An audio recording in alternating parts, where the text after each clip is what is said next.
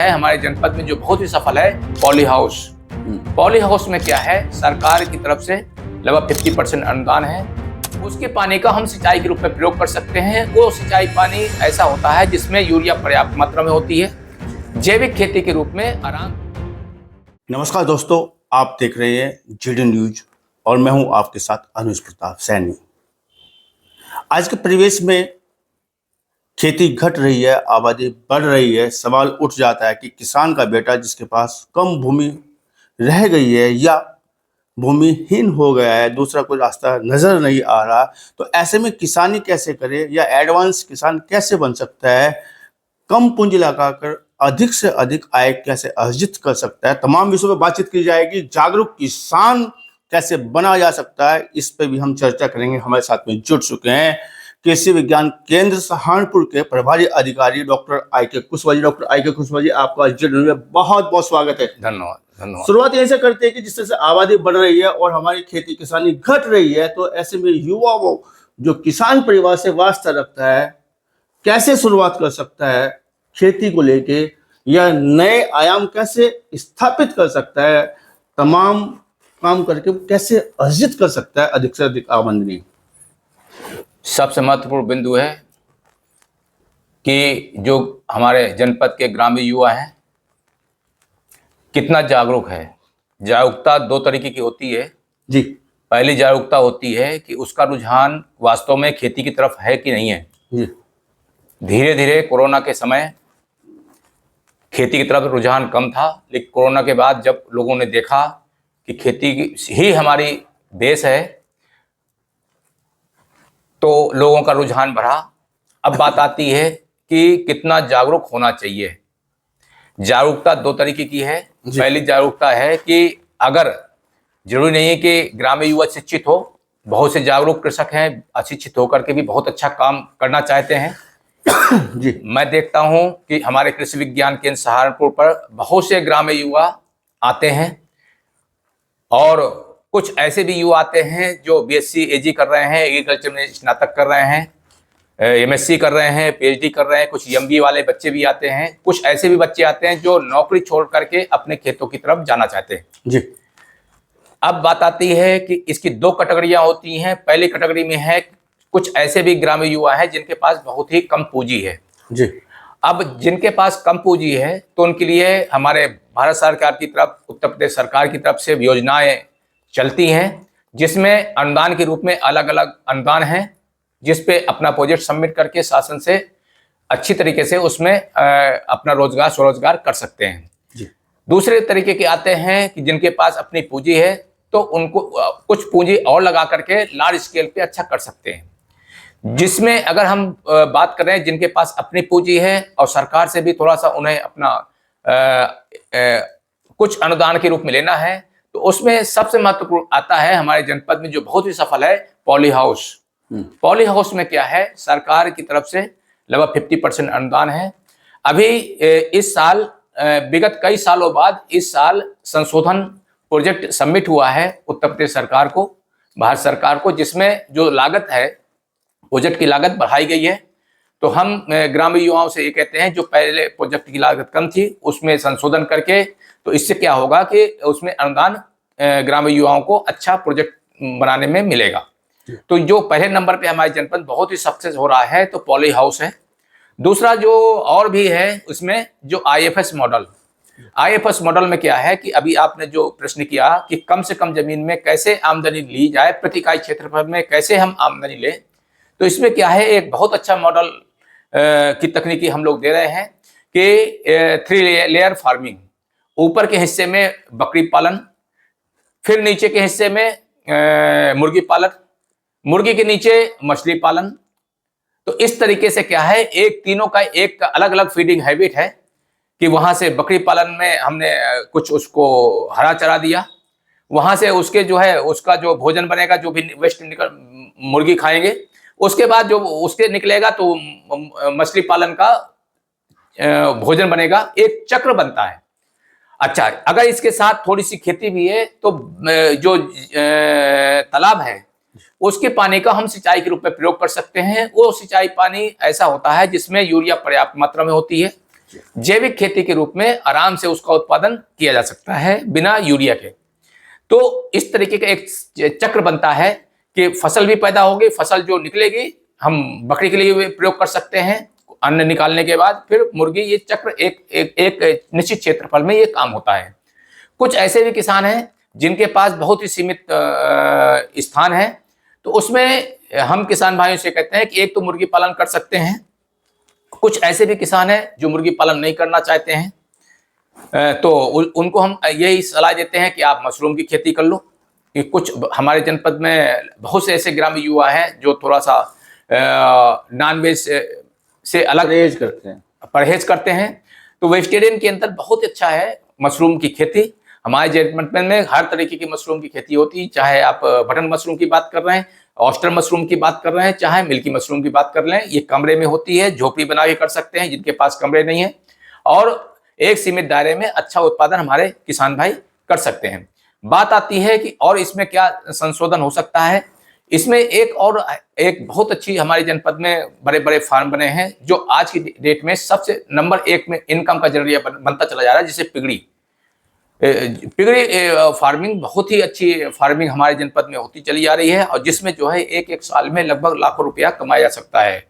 उसका बच्चा जो लगभग 15 दिन का है वो भी 3-4 हज़ार में मिलता है। तो मेरे कहने मतलब जो है इतना जो है कुछ बहुत से ऐसे चीजें हैं जो ग्रामीण युवा अपने उस व्यवस्था के हिसाब से उसको चुन सकते हैं।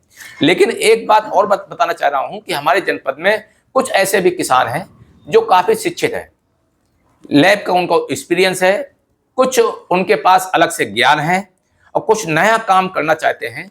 तो हम लोग यहाँ पर क्या करते हैं कि हमारे जनपद में अभी कॉर्डिसेप्स जो कीड़ाजड़ी मशरूम की थी उसकी लैब तैयार हुई थी, तो वो बाजार की अव्यवस्था के कारण वो 2 लैब में से एक लैब चल रही है, एक लैब बंद हो गई है, क्योंकि अंतर्राष्ट्रीय बाजार में इसके रेट बहुत ही डाउन हुए। और हमारे इलाके में थोड़ी लागत ज़्यादा होती है, क्योंकि बिजली जब भी कोई आदमी लगाता है तो इंडस्ट्रियल रेट लगता है, यानी कि व्यावसायिक रेट है। और तो जैसे दूसरे स्टेटों में क्या है, जहाँ जहाँ रोजगार के लिए होता है तो वहाँ सरकार की तरफ से ऐसा बताते हैं लोग कि सरकार की तरफ से उसमें छूट दी जाती है बिजली में, क्योंकि जो लैब होती है लैब में बिजली की व्यवस्था नंबर 1 में होनी चाहिए। तो हमारे जनपद में कुछ एक तो लैब बनाया जा सकता है। इसमें यह भी है कि एक जो आपका केसर, आज की डेट में जिधर देखो उधर ही केसर की बात चल रही है। ये केसर की खेती जम्मू कश्मीर में एक स्थान है पोमपुर के पास, वहां पर इसकी खेती होती है। केवल एक सीमित क्षेत्र है जहां पर मिट्टी और एटमॉस्फेयर वहां लगता है, वहां एक रिसर्च स्टेशन है। मेरा यह जितना भी किसान भाइयों से अनुरोध है कि जहां भी अगर केसर की बात करें तो आप कहीं भी यूट्यूब के चक्कर में न पड़ें, किसी इधर उधर के ट्रेनिंग चक्कर में न पड़ें। एक बार जाकर के पोमपुर जम्मू पड़ता है, कश्मीर पड़ता है, वहां जाके रिसर्च स्टेशन में जरूर आप वहां जाएं, और वहीं से ट्रेनिंग लेने के बाद वहीं के जो है जन्म प्लान लेने के बाद आप करें, विजिट करें, ठीक है ना। और हमारा कृषि विज्ञान केंद्र, अगर आप आगे आएंगे तो ऐसी कोई बात नहीं, हम सहयोग करने के लिए नहीं तैयार हैं। हम सहयोग तभी करेंगे जब आप आगे आएंगे, क्योंकि आपका रुझान पहले नंबर पे है। दूसरी बात है कि कभी कभी क्या होता है कि ये जो हमारे जनपद में कुछ ऐसे भी 2 प्लांट ऐसे हैं जो मोती, जिसे पर्ल फार्मिंग, इसकी भी फार्मिंग कर रहे हैं, मोती की खेती कर रहे हैं। लेकिन जो मोती कर रहा है किसान, तो वो मोती की खेती एक उसमें हौद बना के, सीमेंट का हौद बनाते हैं, गड्ढे में करते हैं, और इनकम अच्छी है। लेकिन मोर्टेलिटी के कारण थोड़ी सी समस्या आती है। वो भी कभी कभी हमारे जनपद के कुछ ऐसे किसान है जहां पर जो है थोड़ा सा वेज ने नॉन वेज का अंतर है, तो उसमें भी उसको आगे बढ़ाने की कोशिश करें। लेकिन वो भी एक पर्ल फार्मिंग हमारे जनपद में फल फूल सकती है। लंबी जानकारी आपने दी है और बहुत अच्छे से बच गए हैं आप केसर की खेती पे। हमारा विषय आज है केसर की खेती पे, जो महत्वपूर्ण विषय था, मैं टारगेट भी करके ये आता है कि जनपद में केसर की खेती आखिर क्यों नहीं की जा सकती। इंटरव्यू से पहले हमने इस पर चर्चा भी की थी और आप बहुत अच्छे से बच के निकलने जा रहे हैं, लेकिन ऐसा नहीं है, नहीं बचा जाएगा। कृषि विज्ञान केंद्र वो संस्था होती है सरकार की, जहाँ से हम युवा साथी या किसान कोई भी आके जानकारी न केवल ले सकता है, अपना प्लांट स्थापित करने के लिए, अपनी खेती को जो है अमल में लाने के लिए, नई नई चीजों को लाने के लिए आपसे जानकारी ले सकता है और आप सहयोग भी करते हैं। लेकिन जब युवा केसर की खेती की तरफ जा रहा है, भूमि नहीं है, कम भूमि है, तो सहारनपुर कृषि विज्ञान केंद्र की क्या भूमिका रहती है और क्या सहयोग हम कर सकते हैं? मैं बात कर रहा हूँ केसर की खेती को लेकर। आपने जम्मू का रास्ता बता दिया, सहारनपुर कृषि विज्ञान केंद्र आखिर क्यों नहीं उस तरह की जो है जानकारियां उन युवाओं को उपलब्ध करा सकता, या आखिर क्या कमी है, क्या चूक रह गई है जो जानकारी यहाँ से नहीं मिल सकती है? देखिए, सबसे महत्वपूर्ण बिंदु है,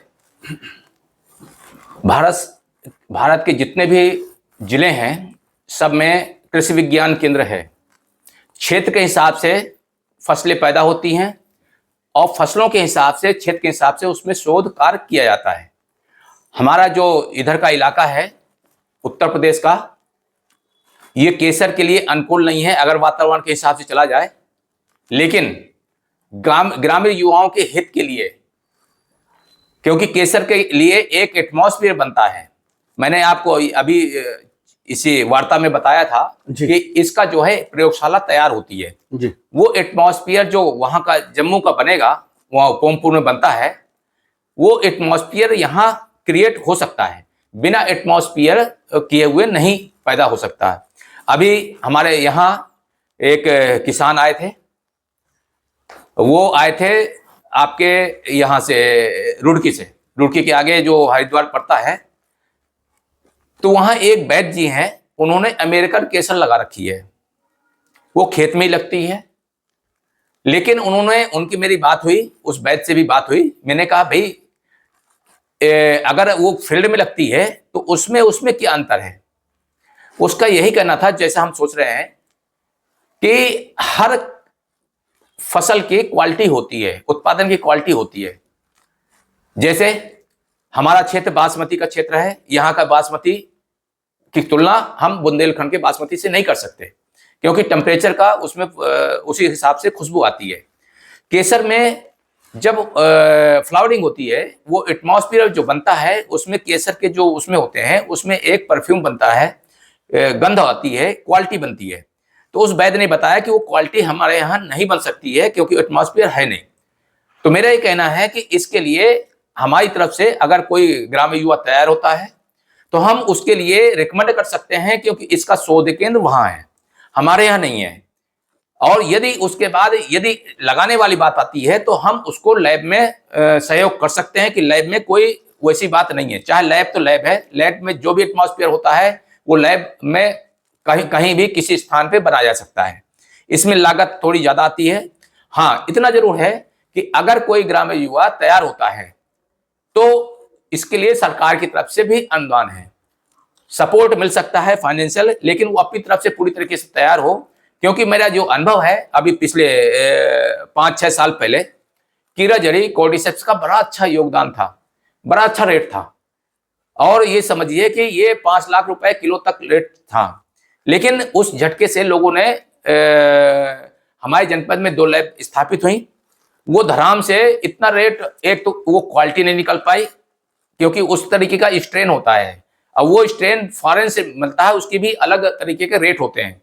दूसरी बात है कि उसके जो क्वालिटी के अलावा वो जो है जो रेट धराम से गिर गया, लगभग जो है 50-60 हजार रुपया किलो के हिसाब से भी नहीं बिका। तो मेरे कहने का मतलब, जब जो है कोई एक रास्ता चलता है, क्योंकि केसर सीमित मात्रा में ही यूज होता है, ऐसा नहीं है कि ज्यादा खाया जाता है, उत्पादन भी बहुत अच्छा होता है, रेट भी अच्छा है। लेकिन हम ये कह रहे हैं कि अगर आपको करना है तो आप लोग आगे आइए, हमारा कृषि विज्ञान केंद्र आपके साथ है। लेकिन बात आती है कि जहां तक बात आती है कि हम केसर को क्यों नहीं सपोर्ट कर रहे हैं, क्योंकि ये एटमॉस्फेयर इसके लिए सूट नहीं कर रहा। अगर एटमॉस्फेयर लैब बनाना है तो उसमें हम सहयोग कर सकते हैं, लेकिन उसके पहले उनको ट्रेनिंग वहां से लेना पड़ेगा जो वहां रिसर्च कर रहे हैं। क्योंकि अगर वहां से जर्म प्लाज लाएंगे, ठीक है ना, वहां अलग तरीके की ट्रेनिंग होगी, क्योंकि ये ज्ञान हम लोगों को नहीं है, क्योंकि हमारा एटमॉस्फेयर है नहीं यहाँ का। चलते हैं डॉक्टर साहब, अगले सवाल को हो जाए। आपने बहुत अच्छे से बताया कि केसर को हम कर सकते हैं तो कैसे कर सकते हैं और नहीं किया जा सकता तो उसमें क्या वजह हो सकती है, और आपका सहयोग तो जाए मिलता ही रहेगा उन किसानों को जो आगे बढ़ के आना चाहते हैं। साथ में सर एक बहुत तेजी से बढ़ रहा है, एक बाजार बहुत तेजी से बढ़ रहा है जिसे हम ये आयुर्वेदिक बाजार कहते हैं, औषधीय बाजार कहते हैं। सर हमारा युवा किसान जो किसानी करना चाहता है, कम सीमित पूंजी में करना चाहता है, क्या वो औषधीय पौधे भी उगा सकता है कम पूंजी में, कम जगह में? उसमें क्या सहयोग रहता है सर? देखिए, कृषि विज्ञान केंद्र पूरी तरीके से ग्रामीण युवाओं के आय बढ़ाने के लिए समर्पित है, लेकिन मार्केट में हमारा कोई योगदान नहीं है। सरकार का डायरेक्ट योगदान नहीं होता है, क्योंकि मार्केट घटता बढ़ता रहता है। कहीं कहीं इसकी मंडियां हैं, वहां से सहयोग मिल सकता है, लेकिन जहां तक बात है कि औषधि पौधों की, जिला उद्यान अधिकारी, जनपद में उद्यान विभाग है, उनके द्वारा स्कीम, औषधि पौधों की स्कीम चलती है। वहां से ग्रामीण युवा जुड़ करके इसमें कर सकते हैं। उनके द्वारा ट्रेनिंग का प्रोविजन होता है, जिसमें हम लोग भी उसमें सहभागी बन रहते हैं, ट्रेनिंग में जाते हैं। मेरा ये कहना है कि जब भी ग्रामीण युवा किसी की भी खेती करे, चाहे आप धान हो, गेहूं हो, चाहे औसत की खेती हो, चाहे और भी चीजें हों, पहला ये टारगेट रख लें कि हम बेचेंगे कहाँ, मार्केट कहाँ है। ध्यान दीजिएगा, बहुत ही महत्वपूर्ण बिंदु है। आज की डेट में जो आप बात कर रहे हैं, जैविक खेती की भी बात कह रहे हैं कि बहुत से हमारे किसान आते हैं कि डॉक्टर साहब मैंने ऑर्गेनिक फार्मिंग कर रखी है, बेचूं कहाँ, क्योंकि उसमें उत्पादन कम है, ओपन मार्केट होती है ना। और ओपन मार्केट में रेट उसका केमिकल वाला भी वही है और जैविक का भी वही है। तो एक अलग तरह की कैटेगरी नहीं बन पा रही है, क्योंकि इसमें जो है ऑनलाइन मार्केटिंग तो हो सकती है, एक विश्वास बनता है। तो मेरे कहने मतलब, अगर औषधि पौधों में जाने हैं तो अगर आप ये सोचोगे बाजार में इसका मार्केट बिकेगा, आपका ले लेगा, नहीं को लेने को तैयार है, क्योंकि हर औषध का मार्केट खुद बनानी पड़ेगी, मार्केट खुद बनाना पड़ता है। और हर प्रोडक्ट का केमिकल एनालिसिस होता है, उसके अंदर कितना जो है, उसमें जिस प्रोडक्ट का है उसमें केमिकल क्वालिटी क्या है, कितना केमिकल है, उस रेट से रेट डिसाइड होता है। चलते हैं सर, इसमें एक और जानकारी के लिए, क्या सहारनपुर जनपद है उन औषधीय पौधों के लिए वातावरण अनुकूल है जिनको हम कर सकते हैं? उसमें किस किस तरह के पौधे आ सकते हैं जो औषधीय पौधे होते हैं? देखिए, चाहे स्टीबिया की बात करें, एलोवेरा की बात करें, आप लेमन ग्रास की बात करें, और आपका ये भी है मेथा भी हमारे जनपद में हो सकता है, कहीं कहीं लोग लगा भी रहे हैं। और ये जो है आपके सतावर है, सतावर भी हो सकती है, हमारे यहाँ होती है, कहीं ना कहीं सफ़ेद मूसली भी होती है। तो ये कुछ मैरेंगा हो सकता है सर, सहजन वगैरह। सहजन भी होता है, हमारे जनपद में बहुत अच्छा सहजन चलता है। लेकिन ये है कि सहजन में 200 से ज़्यादा गुण है, बहुत अच्छा है। इसकी पत्ती हो चाहे आपकी फली हो, यानी कि बहुत से ऐसे गुण हैं जो इसमें होते हैं। लेकिन मोरिंगा वगैरह तो हमारे जनपद में ये तो जंगली पौधा है, ये कोई वो नहीं है। लेकिन हमारे जनपद में अब जो व्यावसायिक रूप में आया है औषधि पौधों में, लगभग 5-6 साल से ही आया है। इसके पहले मोरिंगा कहीं खेतों में लगाते नहीं थे लोग। तो हमारे जनपद में बहुत से ऐसे एफपीओ हैं जो बहुत अच्छा काम कर रहे हैं। और इसमें मेरा कहना है कि जब भी कोई भी काम करें तो मार्केट देख करके करें, नहीं तो किसान पूरी तरीके से, क्योंकि वो पैसा रोक नहीं सकता है, यानी कि उत्पादन को रोकना नहीं चाहिए। इधर उत्पादन ले और 5-6 महीने में, 2 महीने में वो सामान बिक जाना चाहिए। एक सर्किल होना चाहिए जिससे प्रॉपर तरीके से पैसे का आदान प्रदान होता रहे, तब तो किसान खुश रहता है। नहीं तो क्या होगा, कुछ किसान ऐसे हैं कि हवा में घूमते हैं, और घूम करके उन्होंने, किसी ने कहा, ये यूट्यूब में देख लिया कि 1 बीघे में लाखों कमाओ, तो जा करके उसके उत्पादन करने के बाद जब मार्केट तो लाखों घटा देते हैं। हाँ, तो जब मार्केट में रेट नहीं मिलता है तो फिर कहता है कि डॉक्टर साहब ये ऐसा हो गया। मैंने कहा पहले उसको भी देख लेना चाहिए था।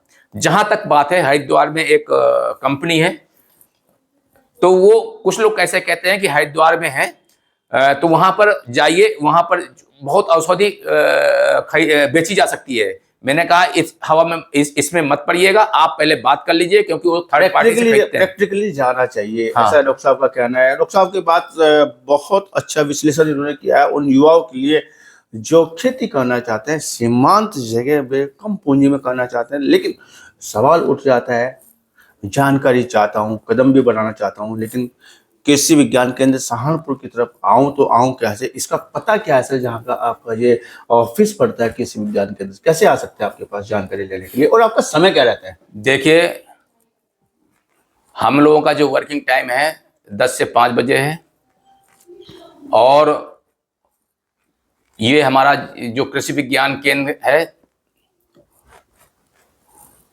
अगर आप गूगल में सर्च करेंगे कृषि विज्ञान केंद्र, तो कृषि विज्ञान केंद्र राधा विहार कॉलोनी में नुमाइश कैंप खजूरी बाग में पड़ता है, और शहर से ही सटा हुआ है हमारा कृषि विज्ञान केंद्र। भारत माता चौक से बैक साइड में पड़ेगा। हाँ, भारत माता चौक से जो उसमें सीधे आते हैं राधा विहार की तरफ, तो गेट पड़ता है कृषि विज्ञान केंद्र।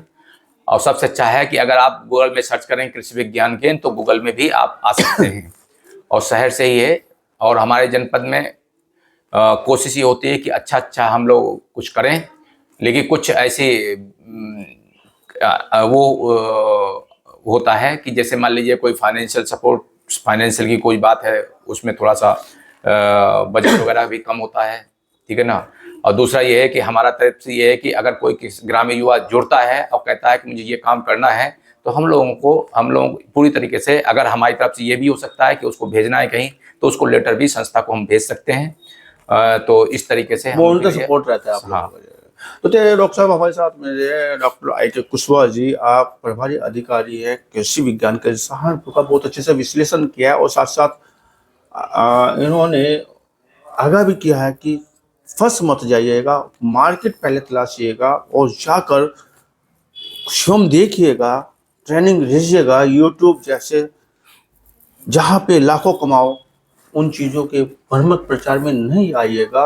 और सबसे बड़ी बात उन्होंने कही है कि वातावरण होना चाहिए, तब जाके हम उसमें अपनी लागत लगाए, लागत लगा दी है तो फिर पीछे मुड़कर नहीं देखिएगा। बहुत अच्छे से एक जानकारी उन्होंने दी है कि अगर हम पॉली हाउस में खेती करना चाहते हैं, तो पॉली के लिए सरकार जागरूक कर रही है, सरकार उन किसानों को आगे बढ़ाना चाहती है जो पॉली के माध्यम से जो है खेती कर सकते हैं, मछली पालन, बकरी पालन, और साथ में आपने मुर्गी पालन का भी आपने बताया। बातचीत करने के लिए, चर्चा करने के लिए आपका बहुत बहुत धन्यवाद, बहुत बहुत शुक्रिया डॉक्टर साहब। धन्यवाद।